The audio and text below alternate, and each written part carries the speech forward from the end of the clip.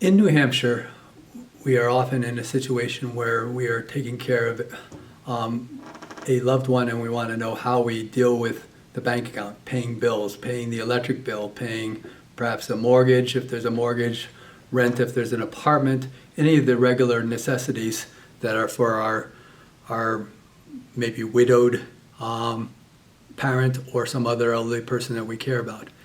There's a joint bank account statute in New Hampshire, and I see it often used in an improper way. Joint bank account statute basically says, and it's really to protect the banks, that if you are both on the name of the account, and even if one of you is just on it for an accommodation so you can pay the bills, that's a simple way to deal with it, but the reality is both of you can take out all the money out of the account.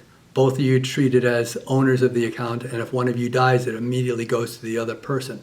That matters a lot for a variety of reasons. You could be a daughter taking care of your mom who's widowed, and you're doing this for an accommodation, and you think the easiest way to deal with this is just to add your name to the account.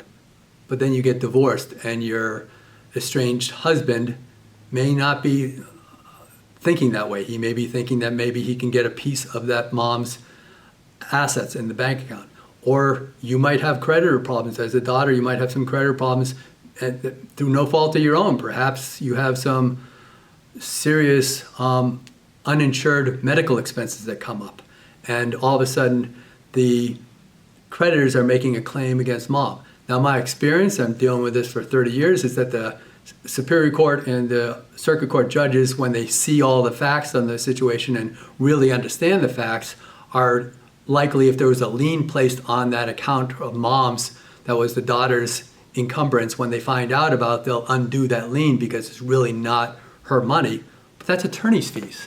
And that costs money to deal with it, but there'd never be an issue if the daughter was put on the right way. And the right way, you talk to the customer service rep of the bank, and the customer service rep can advise you as to how to deal with it. You might be dealing with it as a power of an attorney in that situation. In that circumstance, it would make perfect sense to be, you're the agent for mom.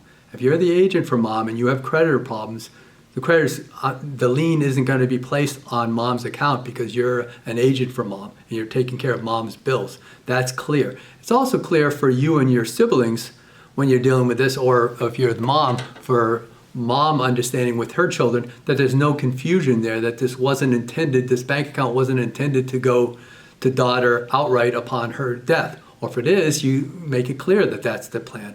You could even set up a situation where you can have daughter as the agent for the account through the lifetime, and it's payable upon death to daughter. So that way, mom has complete control of her assets, so she needs this while she's alive, she has it. Daughter's taking care of her for her, and she probably also has what's called a durable financial power of attorney. We can talk about that in another program, another vlog.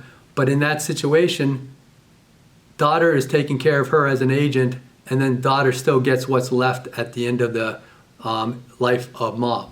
So that still protects mom during her lifetime because that's what she really wants to do. You can make all those arrangements by talking to your customer service rep at the bank, but simple is not always easy, better. So the keep it simple Simon approach, the KISS approach, doesn't always make sense. Adding somebody just to a joint bank account when you want them to pay your bills is a bad idea.